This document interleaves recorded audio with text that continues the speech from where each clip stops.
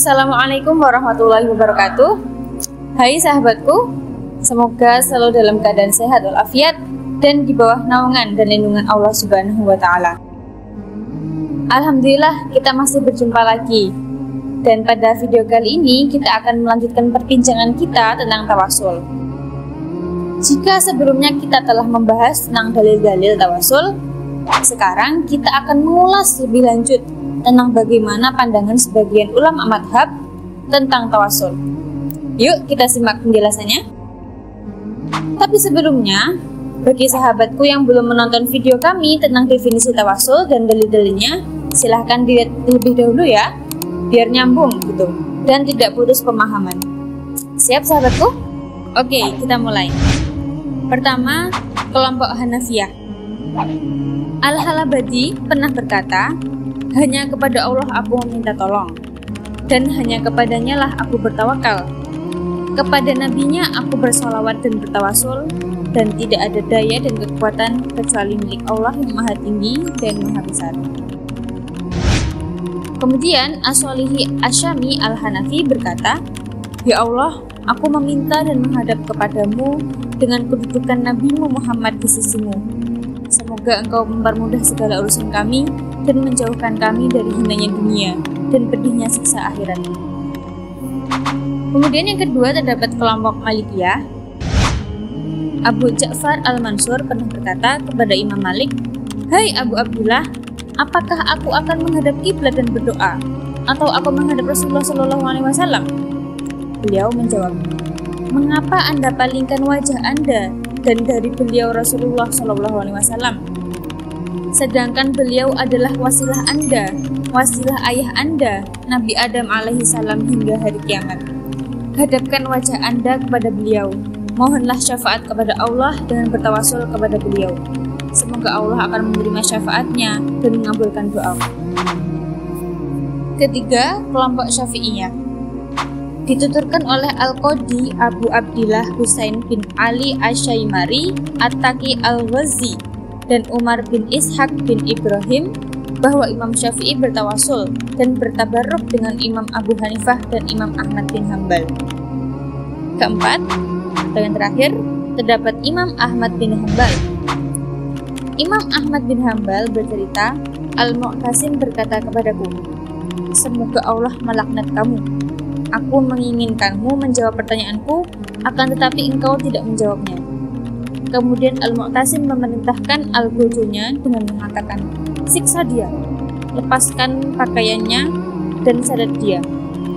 Kemudian Imam Ahmad berkata, aku disiksa, diseret dan ditelanjangi. Kemudian dihadirkan di depanku beberapa tongkat dan cambuk dan aku melihatnya. Sedangkan pada waktu itu aku membawa beberapa helai rambut Nabi Muhammad SAW terbungkus dalam bajuku. Kemudian para al-Gojo itu pun menelanjangiku dan aku pun berada di antara dua tongkat tersebut. Kemudian Al-Hafidz Al-Dhahabi bercerita bahwa Abdullah bin Imam Ahmad bin Hambal berkata, aku melihat bapakku mengambil satu helai rambut dari sekian banyak rambut milik Nabi Muhammad SAW. Kemudian beliau meletakkannya di mulut lantas diciuminya. Dan aku pun mengira rambut itu beliau letakkan di matanya. Dan beliau rendam ke air dan meminumnya, serta dijadikan obat. Dan aku pun juga melihatnya mengambil bakul Nabi Muhammad, kemudian beliau rendam ke dalam air. Akhirnya, beliau meminumnya. Aku juga pernah melihat beliau meminum air Zam-Zam dan menjadikannya obat, dan mengusapkan air tersebut ke kedua tangan dan matanya.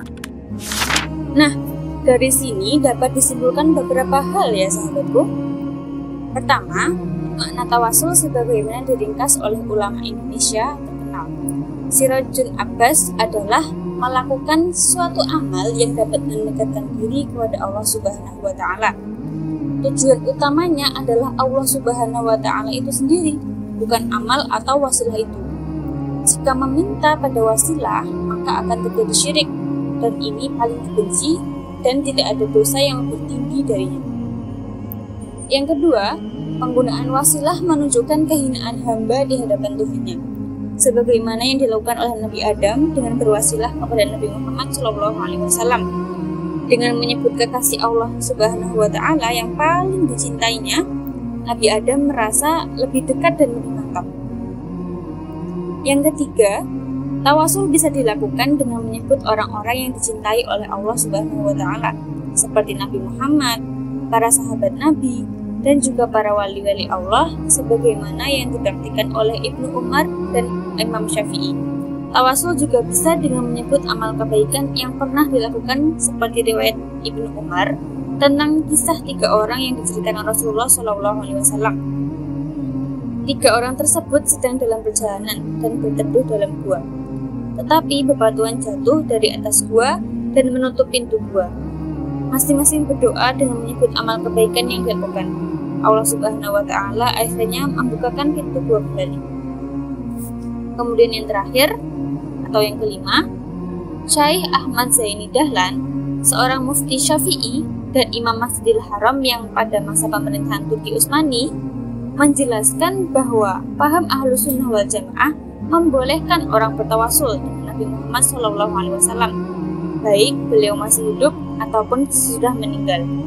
Demikian pula, boleh juga bertawasul kepada Nabi dan Rasul lain, para wali, dan juga orang-orang soleh. Demikian sahabatku, semoga bermanfaat dan sampai jumpa dengan tema lain yang lebih menarik dan seru. Wassalamualaikum warahmatullahi wabarakatuh.